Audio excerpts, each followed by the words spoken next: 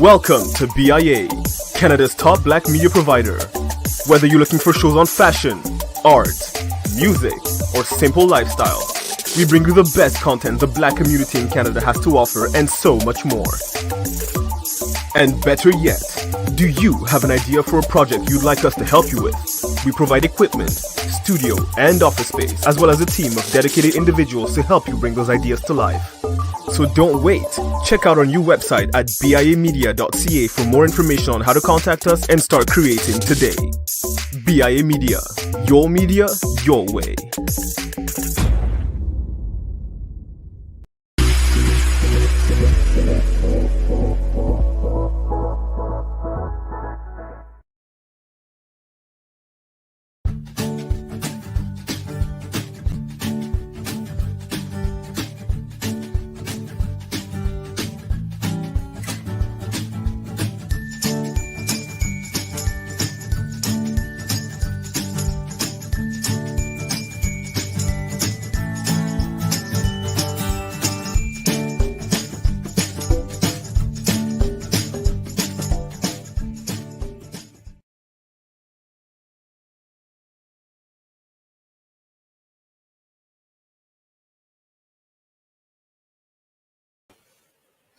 Hello, and welcome to Getting Real with Paula. My name is Paula Alphonse, and tonight we are discussing storytelling with Georgia Varjas. At first glance, Georgia is a book writing coach and with 4 books of her own. But more than her writing skills and her coaching skills, Georgia is a wise soul, a feminist, and a woman who believes that women have a legacy that has been ignored for far too long. She's with us tonight to touch on the most powerful tool that we each have within us that is still to this day underutilized for most women. Without further ado, let's welcome Georgia, and thank you for having you here. It's gonna be a great conversation. I already feel it. Yes, me too. That was such a beautiful introduction. I'm blushing. Oh, well, that's just too much with your shirt. So let's not worry about that. I'll start maybe by asking you to introduce yourself. Give us a bit of sense of who you are, what you do, and, how long have you been in the writing industry? I know you've done way more, way more than being a coach in writing for writing books, but let's hear what you want to say. So for me, the writing began as soon as I could hold a pencil in my hand, when I realized how powerful the pen was as a way to express myself without having to talk to anybody, without being told off, without being silenced, without being anything interrupted. And I first started writing dialogue because I loved the conversation. I loved the idea of dialogue between 2 people that was just nouns and verbs, action, nouns and verbs and action, and conflict and resolution. And I used to write these like 2 to 3 minute little dramas between 2 people, maybe a third. And it was just so exciting. So that was my early memory of getting into expressing myself with words. Thank you. You're describing something that we do every day without even thinking, but you make it sound so much more exciting than what we give acknowledgement for. And in that context, I'm going to ask you to give us a bit of an overview of what your career path is from that moment where you first discovered that love of writing and how things evolved over the years. Well, I think a lot of us are not encouraged to be creative at school. And so, you can't write, you can't do this, you shouldn't do that, you mustn't sing. There's a whole song about that. and you get put off, and then you reach 16 or 18 and suddenly the world is there and you have to do something. And for me, it was always relying on my own skills. I didn't want to, and I have never, I'm so proud to say, worked for anybody. Never. I never did a 9 to 5 or a 4 to 10 or a 3 to 6 for anybody, because I always relied on my own talents and skills. And in the beginning, they weren't very many. So I was kind of brazen and making it up as I went along and pretending I could do things, and then making loads of mistakes and enjoying some of them because I learned. I learned from them. So I went into playwriting, I went into performance poetry, I went into music, and I was learning, I learn as I go. I'm that kind of girl, I learn as I go. And I kept up a good front, most of the time. What I'm hearing is that sense of being a bit of a rebel and going against the grain. And I totally understand when you say we send kids to school, and technically, and that's an observation I've always made for myself and for my kids. It's as though they run through a process where just don't think through it, just do what we say. And then by the time they finish or done through that school system, this is where for the first time they have to think and do things on their own, because there's no specific deliverable that has been decided by someone else. So totally agree with you. It's this part where all of a sudden I'm an adult and I have to figure out my own. So if it's not even encouraged at home, then this is the challenge we might have. I know you've written 4 books, and I see some of them on the shelf in the back. And I'd like you, if you don't mind, just to give people a sense of what it is, because I've read or I've touched on some of your books, and they're not the typical to me. They're not the typical. So I'll ask you to pick any book you want and maybe read something in them that means something or says something about you. Okay, so I was very proud of my book, Words on the Wild Side. It's a collection of poems and prose. And I was so determined to do it because I'd been performing poetry and I was getting very mixed reactions, especially when I went to the United States. They had these slam competitions where you had to get up on stage in a team and you'd be scored by the audience. And I always got a really bad score, but really bad scores. But after, when I went backstage, people would come backstage and say, have you got a little book? Have you got a little pamphlet? Have you got any of your poems written down? I want to read them, but I don't want to tell everybody that I'm reading them, So then I doubled my price. Okay, so it really encouraged me that sometimes with performance, people have to get used to your accent, your way. I was too provocative. I was too, I was trying to engage the audience too much. I was throwing questions at them and they didn't like that style, let's say. So the writing was a great way to do it.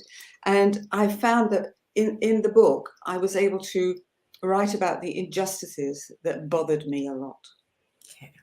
Topics that really wound me up and made me curse in 3 languages. And because somehow when it's written, it's more accepted. It's like, oh, she's calm now. She's writing. And so I thought it was a very good way for a woman to express some of the injustices that were going on. And one in particular, it's just come to me this minute,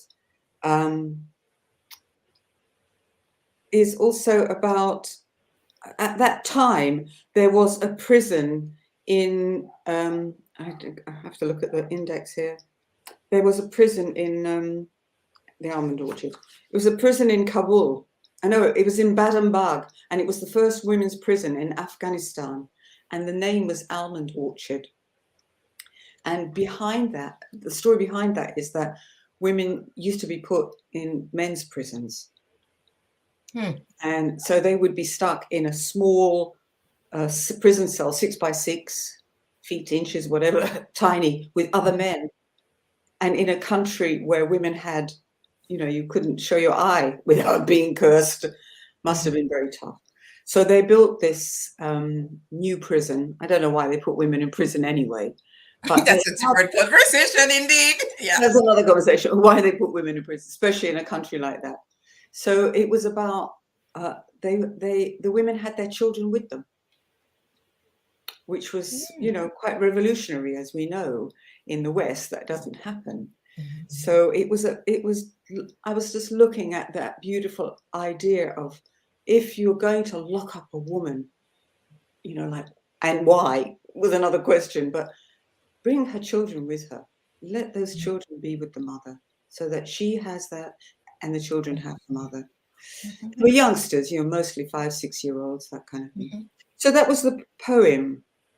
That was the idea of the poem, that it was better than before in a Kabul jail, walled up in a 6x4 with 3 men who took their turn to ease their shame and shove the blame on her.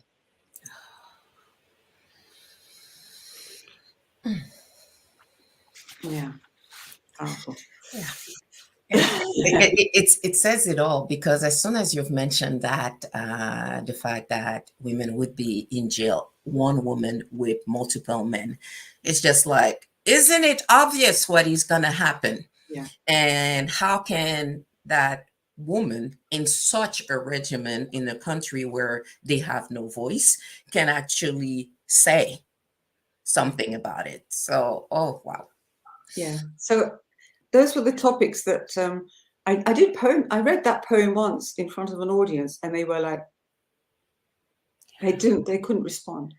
It's so controversial, and I think it's in general, people don't like, how could I explain? It's not that they just don't like controversy. It's just the being put in front of a situation where I can't figure out how to address it. It's that discomfort. Yes. Where you're telling me something, and the way you're telling me, there should be some action or reaction. And I'm not comfortable either way. Yeah. And that's a challenge, because it is. They don't want to face it. In a lot of countries, in a lot of cultures, there are things we just don't talk about. We pretend do not exist. And that's a problem I would say, in the best and the worst countries. We pretend they don't exist as though they will disappear, but it doesn't. So thank you. You want to read something else? Because I know you have. Well, I tell you, I wanted to move on to the second book I wrote, which was Okay. Let's go. Because I'll just read a little bit from the back and give you a taste of it, because from this I got lots of questions. So I've got here a collection of 10 wickedly elegant stories about the ends and means women will go to get even, to get justice, and to get sweet revenge. I'm already laughing on this one. So are you gonna pick one thing you want to read? I tell you what was interesting was that the stories came from my imagination, but they're also real stories. They're stories that I know that women around the world have experienced. And so I wanted to bring home the point, what it is, how difficult it is for women to get justice. And sometimes we go to such strange extremes to get that. But, for men, it's a very different thing. Men want revenge. They get out the guns, the swords. They go out in a gang and they sort it out. Okay, there are women that do that too, we know. Nowadays, yes. Yeah, we know that. But generally speaking, what you do to get a little bit of justice, what you do. So sometimes you go to these extremes. And I wanted to I created a story about women who've been trafficked and were locked up. And how did they get out? How do they escape? How can a woman escape? Because I wanted to bring home how difficult it is to escape from a difficult situation when you're being dominated by a man or men. There's a lot of people who've never been in that situation think, oh, that's easy. Why don't you just walk out? It's not like that at all. So I created this crazy, wild situation that could be true. It could have happened. It didn't happen to me. Everybody wanted to know, did it happen to you? Were you there? Is that your story? And I said, it doesn't really matter if it's my story. It's a lot of women's stories. It's a lot of women. So, situations that women get into and they can't get out of. And I use my imagination to think of ways where they could get out. Some of them were a bit wicked. Some of them were, I've got a story. This is very provocative. And I guess that's the piece I like with you, is you dare take people into their uncomfortable zone. And then that's for them to make a choice, because in every single situation we have a choice to make. And then that also tells you, and sometimes it's there that you find out that I'm not sure I like me as much as I thought I did. So, yeah, that comes with certain realization. So, because they made that comedy film with Dolly Parton and 9 to 5, where they hung up the boss and kept him out of the way.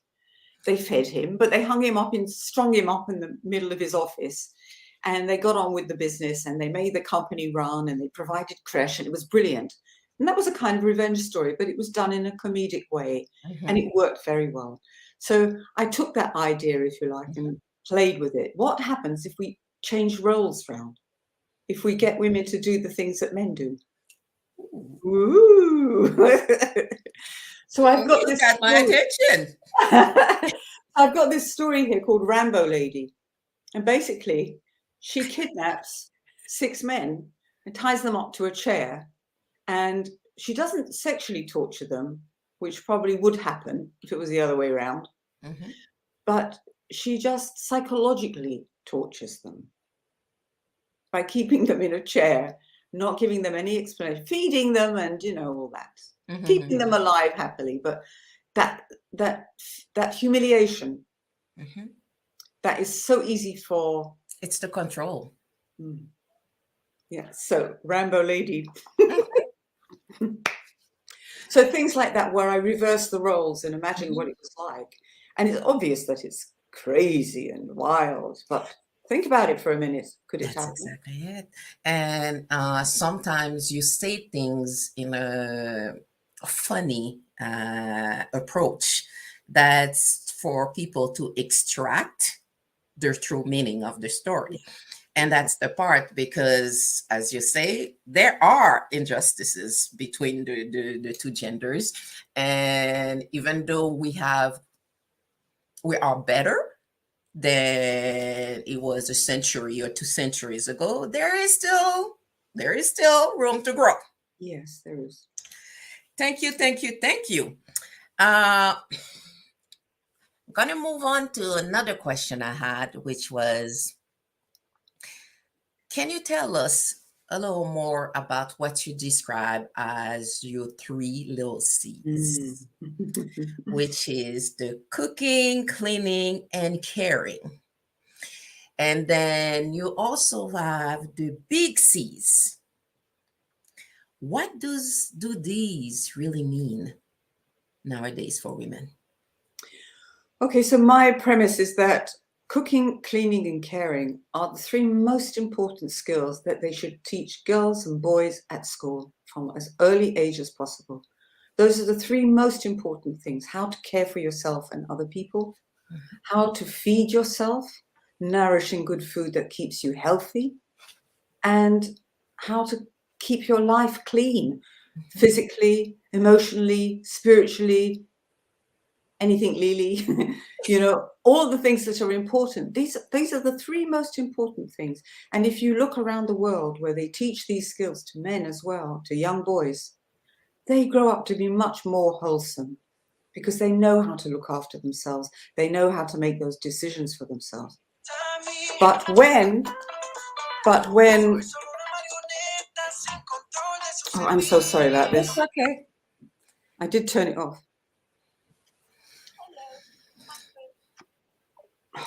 So, you know, Technology, we live with it. That's fine. yeah, I did turn it off. So when we are told, yes, to look after ourselves, to cook and clean for ourselves, the importance of it, but when it's all on us, when it's our responsibility to do that, how can we form relationships? How can we form healthy relationships with people who are expecting those things from us as part of an arrangement of loving each other? You know, it just does. That's not logical. And I think the wonderful Nigerian author Chimamanda Adichie Ngozi talks about this. Why do we teach girls that marriage is everything? You will learn to cook and clean and worship and love, and men, they're not taught any of these things. So immediately these relationships are doomed. They're doomed. But if we learn to share how to cook, clean, and care for each other, as well as ourselves, first yourself and then others, then the balance is there. We will pay more attention. You know, we Because will it's meant show. to be that two-way street. And I know even with I have girls, so it's a completely different conversation. And for me, it was always about being self-sufficient. And in my approach, and when I look at the way my sisters raise their kids, some of them are boys, it's the same thing. Everybody needs to learn those basics because no one is there to look after the other ones. So it's this part where, as you say, it's a two-way street. But certain cultures, certain environments, Yeah, it's more difficult. Yeah. And yet, you know, a lot of men are very capable of doing cooking, cleaning, and caring. They're just as capable of doing it. There's nothing in a man's brain that says they can't cook or clean or care. Absolutely nothing. that's true. And so what is it that makes them think that they don't or they can't do it? Or what makes women say, Choice. yes. It is a choice, and it's a choice on both sides. If I see myself as a woman, and my most valued contributions are to cook, clean, and care for you and your kids, our kids, then if I'm not getting that sense of appreciation, consideration, and transformation, then it feels like something's not adding up. Feel like I'm not getting anything back from that trade-off. So it's this part where how do we put a little more common sense on both sides there? It is common sense because, you know, to look after yourself is a wonderful thing. To care for, you know, to put yourself first, to not feel that you have a duty and obligation always to look after him and her and it and this and that, and it's too much, and we lose ourselves in the process. So instead of teaching us nonsense about previous wars and what the Romans did to the Greeks and what they did to this lot and that lot and all that warmongering, why don't we teach each other or teach children how to cook, clean, and care in the most, you know, fulfilling way, and to read and write? That still not optional. You still have to learn these. Yeah, you got to do that. And then your big C's, because those are the small C's, as you were calling it, and then there's the big C's. Tell us about the big C's. Well, they are my big 3 vitamin C's, because it's all about confidence to ask for what you want, the courage to get up and do it, and creativity to keep you going when the going gets tough. So, you know, we all need confidence to ask for what we want and to find out what it is that we really want, because a lot of people don't even get to that stage. They don't know what they want. Oh, maybe this, maybe, I don't know. I'll make a vision board and look at it for 10 years.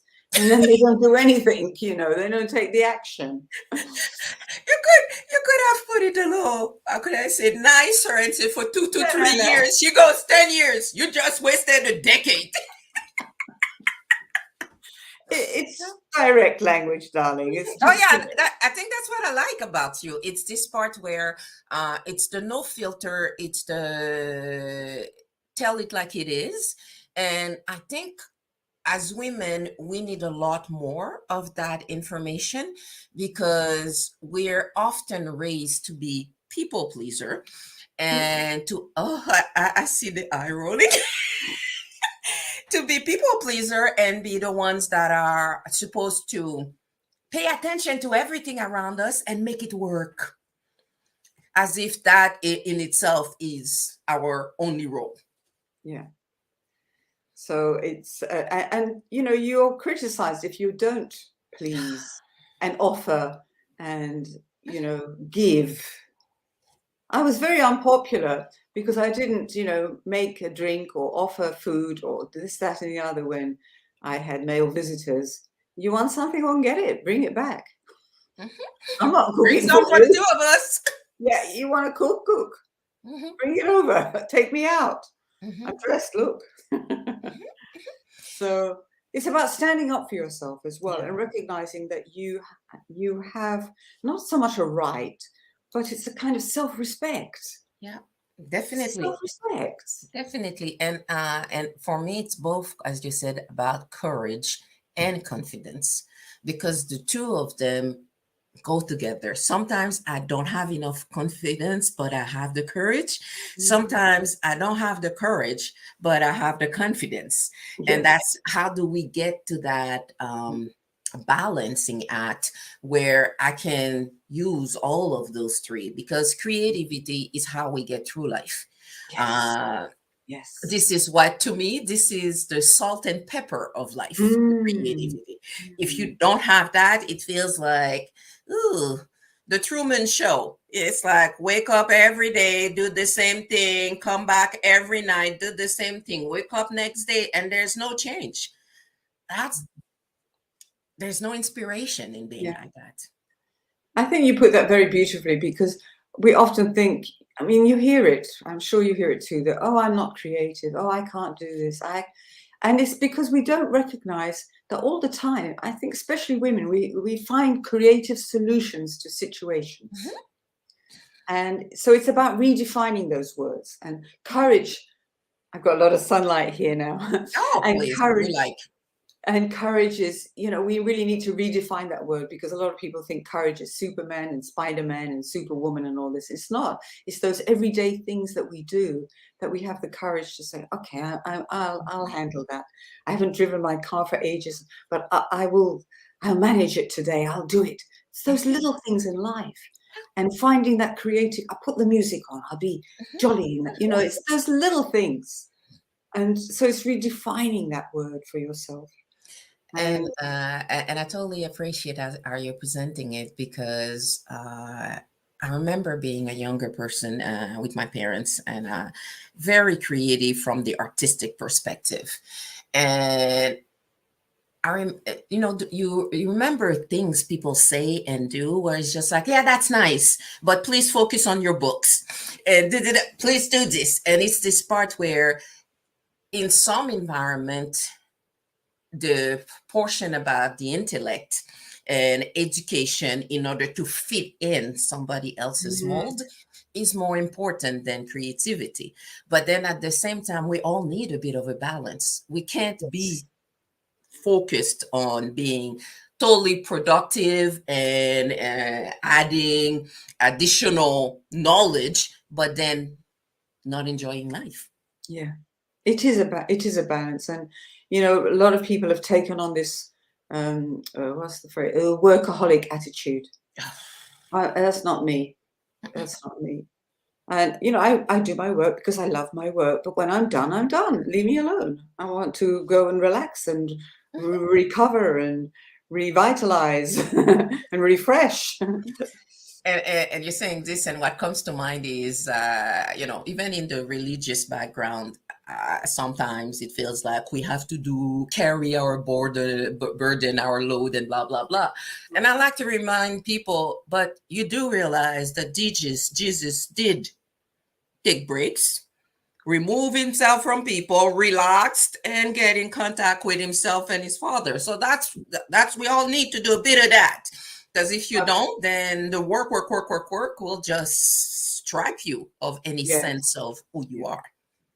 And it will show, and people will not believe you because you'll be drained. You drain your energy, and people pick up on energy.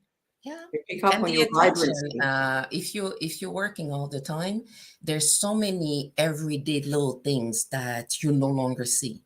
So you're no longer present in your daily reality. So anyway, that's the way I see it. Yeah, I think that's a good perspective. If I was to ask you, what would be the 3 hardest lessons you have learned in your entrepreneurial journey? Let's be honest, you've never had a boss. So trust me, you must have learned a few things along the way. Well, first of all, the word that stands out to me is the word hard. Now, when somebody says to me, "How was that hard? Was that difficult?" I don't really look at it like that. I know it's a challenge. Mm-hmm. I see it as a challenge. I see it as my attitude, my perspective on it, how flexible I am, how flexible I am to deal with it, to work around it, and how much do I want it, my perseverance. I love it because,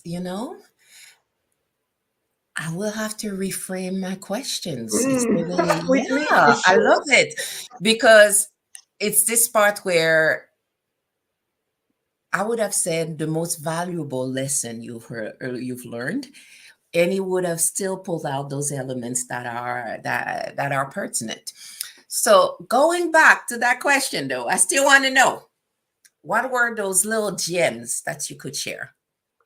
Well, I think, having been in showbiz and working in teams a lot, I think the hardest thing was starting the business on my own, not having people around me, experienced professional people around me to say, "Look, why don't you try this?" Or, "Oh, that's great." Or, some encouragement, support, professional input, ideas. I definitely needed that. And I was running around, making lots of mistakes. That was really hard. Yeah, that was hard, doing it on my own. I think that was hard. And then the second thing, which is very typical from somebody from my background, is that I was doing all these like master classes and webinars and things like that. But I didn't know how to convert the people into clients. I didn't have those techniques, because when I was in show business, I was up on the stage. If you wanted to come and see me, go and buy your ticket over there and leave me alone. So I just didn't know that connection, that thing. And it was a wonderful young Irish woman who said to me, you need to get that language right, first of all. You need a little bit more sales language. You need to be able to put clearly across what it is that you're offering. You need to bring out what their obstacles are. You need to, she kind of framed it for me so that within 6 questions, I got it. I'm a quick learner. I wasn't going to flounder around for another year. What shall I do? What's going on? Because I was doing these masterclasses like they were my friends. Coming along, I just didn't get that little thing there. So that was hard for me. Yeah, that was tough. And then, of course, for a lot of girls, especially in my age group, the technology drove me nuts.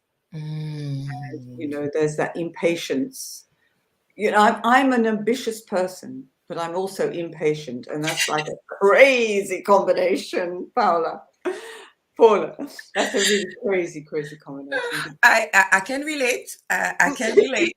And my kids tell me all the time, and I should stop calling them my kids because they're young adults. And it's just when I have an idea in my head, it's clear. This is how we do it. This. And then if the technology is not coming the way I want it, it's just like, You may not have to take a class to learn how to do this, and like, that is not the best use of my time. And that's the part, and I totally understand the ambitious and the impatient. Oh, So yes. how do we marry the two? And this is where we go back to your first thing. It's about the support, the network, and understanding who can come in and help on different elements. Yes. I think for any entrepreneurs, this is a huge piece, understanding that not everything you have to do yourself. I think it's the art of delegation. You know, when you invest in yourself, which you have to do, and that's a financial investment, then the first thing you do is you get yourself a VA. That's the first thing I did. So I said, well, I can't do this. I can't do this. Please control all my passwords. Please do this. Please do this. And then I was like, hallelujah. That song. Finding the right virtual assistant is key. And once you do, you want to hold that individual forever. Not hostage, but you want to keep her around or him around, because this is there's so many things that you could learn, but then at the same time, is there an interest? Often mentioned when we talk about that. Yes, I could learn to do an oil change on my car. Well, why would I do that? Yeah, exactly. Is this the best use of my time? There's no interest. I hate dirtying myself and clothes, and then I'm left with the sense, have I done it right? No. Yes. You pay someone and it's well done. And if there's a problem, that's for them to deal with. Exactly. So it's exactly. small little things. So it's a great learning process, because you have to let go. When I was younger, I remember, was it my dad? Or was it, anyway, I can't remember who told me. For everything you want, try to do it yourself first. Yeah. And once you know what it means, you decide whether I want to keep doing it or not. And that's pretty much been my approach. There are certain things where I know how it's done, but there is no interest for me to do this. Yeah. So I can delegate that. Go to someone else, and that's taken care of. Exactly. So I have this thing about Excel. I absolutely hate Excel. It's like Mercury. It moves all the time. And so for me, Excel is a verb. Excel. It's not a program. It's not a program. I excel at what I do. You excel at what you do, etc. A program. Don't talk to me about programs called Excel. Okay. So thinking to your life journey and some of the lessons you've mentioned, how have those influenced the person that you are today? That's a big question. Sorry, that's a big question. I think, for me, it is about believing in yourself and recognizing your value, your achievements, and knowing it. In some societies, it's considered bragging and showing off. I always ignored that. Mm-hmm. I have always ignored that. And, when I'm happy, I dance. And if somebody's looking, enjoy. Enjoy it. Listen. Mm-hmm. You have to, believe in yourself and have that confidence to make the most of your life. Otherwise, it goes, boom, the years pass, and then you think, why didn't I should have, and you live a life of regret. Isn't that what they say? Do that to yourself. No, you can't do that. So I think it is about, not being so self-conscious and worrying about overthinking and over-labeling. Everything has to have a label. Don't give me a label. Don't label things. Just accept them as they are, understand. You don't have to label it. And don't overthink. Over-analyzing everything. Oh.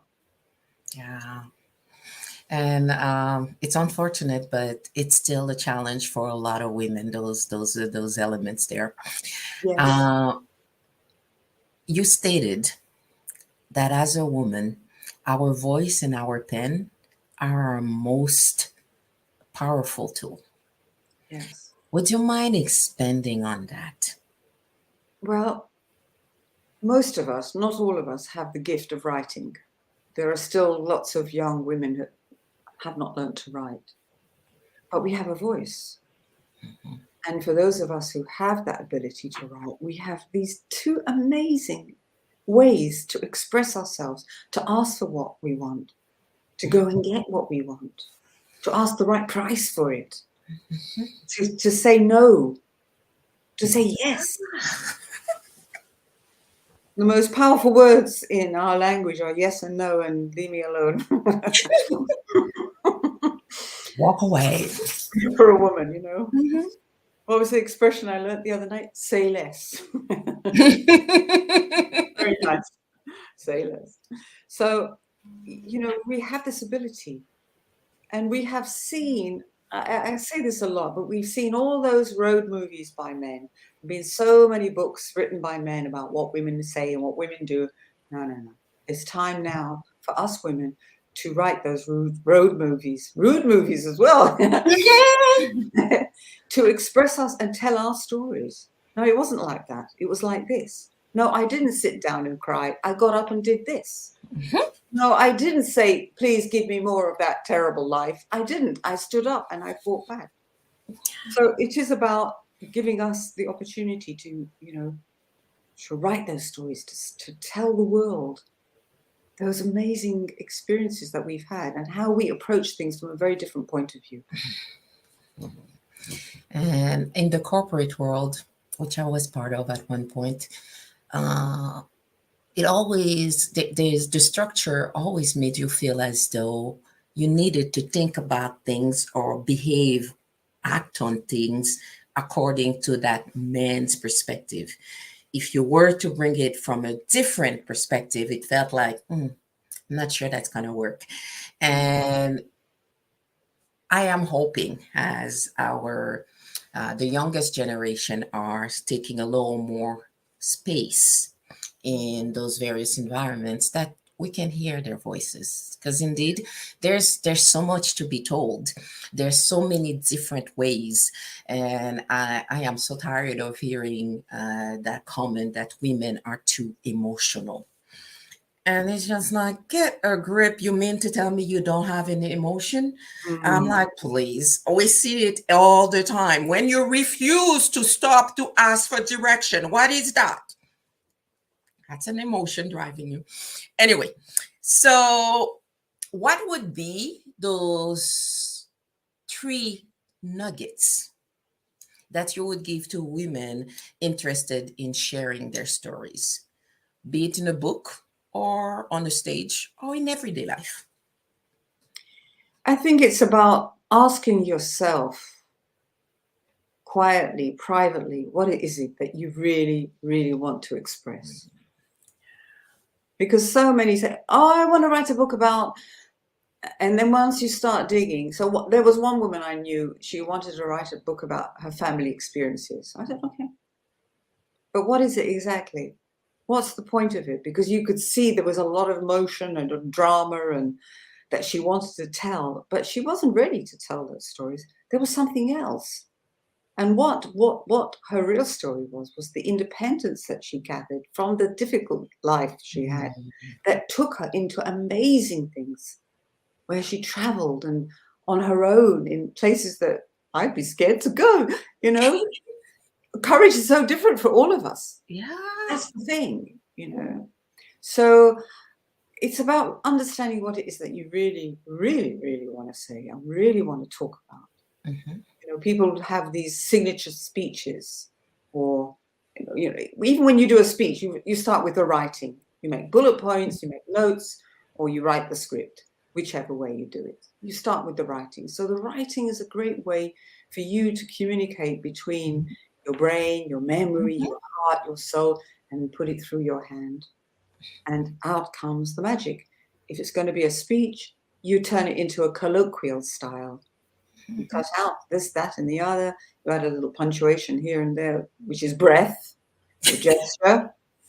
You know, in the spoken word, we have gesture and breath. In the written word, we have punctuation. You know, so it's the most wonderful way to express yourself through the writing and through the speaking. And when you write, you gain I mean, people use the word transformation a lot, but when you start to write your story and you let it go and you reveal it and you pepper it with so many of your life experiences, it's just the most, uh, it's an elevating experience. You feel proud of yourself. You recognize your achievements. Your smile grows. Your kudos. Your shoulders get. You feel fabulous because you think, my God, I am something. I am somebody. I am a wonderful woman. I have something great to offer that somebody else will benefit from or not feel so lonely. And I'm hearing you because when you start writing, you have an intention, you have an idea. And by the time you get to the finished product, this is often where you realize, oh, that's what I wanted to talk about. So it's both a beautiful melody that allows you to get to that point where it's as though you flip the script and it becomes, let's start with this, and this is the process I used. And as you say, writing is huge. Being Yes. able to write, and not just write in terms of transferring information, but leaving those moments, leaving those experiences, being able to allow other people Yeah. to be in that story, that reality with you. So that's, anyway, you know what you do. So I'm not even going to explain it. So thank you for that. So What? I tell you another thing that I would Yes. also encourage for writers, so understand, knowing and digging deep and understanding what it is that you really, really want to say. And then it's another kind of personal transformation, if you like, of realizing that you could do it. You can do it. You need the structure, you need the strategy, you need the accountability, you need a bit of brainstorming, you need professional help, paid or unpaid. That's your decision. But don't suffer alone and give up or lose motivation. Find somebody who knows more than you to work with. Yeah. And I think that goes for many things in It's, life. it's like everything in life. It is. To me, I always see value in having someone or talking to someone who's been through something before me. So, be it a parent, be it a friend, be it the generations that have crossed certain bridges, and in your mind, those bridges don't even need to be there no more. And then you find out, oh no, there might be glass bridges now, but there's still a bridge, a distance that you have to cover. So Yes. it's nice to understand what's the story behind, Yes. and that's something that we have to keep figuring out. How do we share those stories? It Mhm. could be you talking to someone, it could be you're writing about it, but there's different ways. And I totally agree that voice and pen are two tools that every single woman should use, even if it's just to validate that what was charged to you at XYZ was actually the right price. So it's this part where it can be used for so many different situations, but then at the same time, it allows you to take control back over Mm. that reality that you want to live, Yeah. that you want to be learning from. So Yes. Absolutely. Beautifully said. And you see, that would be the third thing I would say, is to really redefine those three big C's: confidence, courage, and courage. Redefine them for yourself. Don't go by other people's rules and definitions. Find your own. Because when you recognize, that confidence is not something that's going to be a wall around you all your life. mhm, It's going to come and go. And so understand that you are human. You're allowed to have mhm, days when your confidence, as you said at the beginning, is not so good, but maybe you have a little more courage or creativity.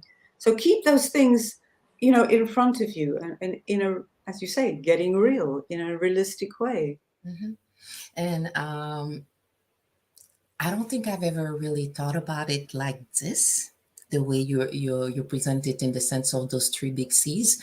But when I look back to my journey, oh my God, there were situations where it's the courage that got me to do something. And then that courage allowed me to build the confidence to do it over. Yes. And sometimes the creativity allowed you to go through a situation where you couldn't see any way out. And all of a sudden, it's just like, there's that slimmer of light right about here. And it's just like, let me try. And then, boom, again, it goes back to courage and confidence. Absolutely. And I totally agree. I wouldn't have voiced it like that, but you know what? I might adopt your three C's as well. If you don't mind. You said it beautifully. You gave a brilliant example of how you intertwine those three C's, and you use one day and then the other one, and then you mix them up in a different. Once you recognize, so I think that's really important. Once you recognize you have these tools, they're available to you. Use them, build them, grow them. And no one can take those away from you.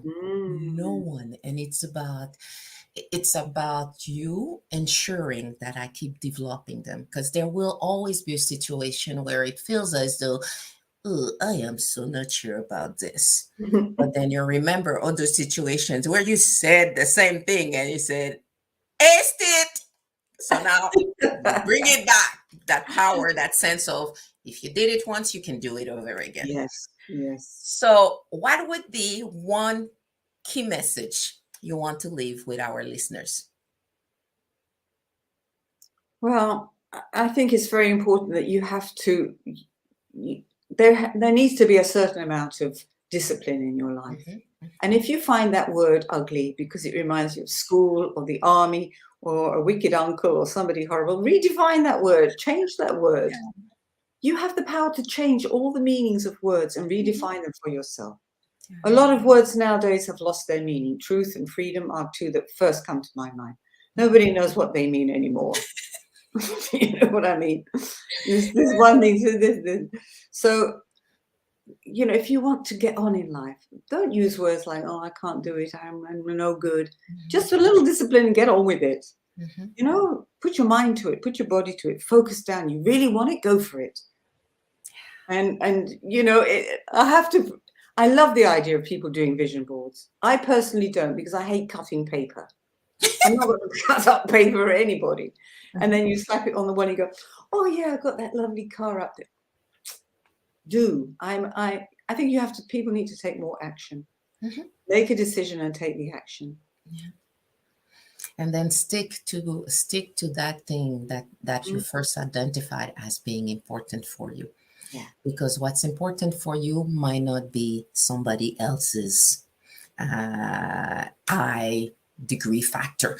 So it's for you to figure it out. And I can play for or do other things for other people, but until I figure out what's my thing to do, because I strongly believe that we each have a specific role to play in our lives. And for some, it could be about the kids. From others, it could be about that business. For other people, it could be the art that they're creating so that it enrich somebody else's lives. But figure out what nourishes your soul. And then from there on, yeah, exactly. You will be doing what you love instead of trying to love what you're doing. Yes, exactly. Because, we all know this thing about trying to love doesn't work so great. No. There's certain things you can only practice so long before it gets clear. We ain't doing no more of that.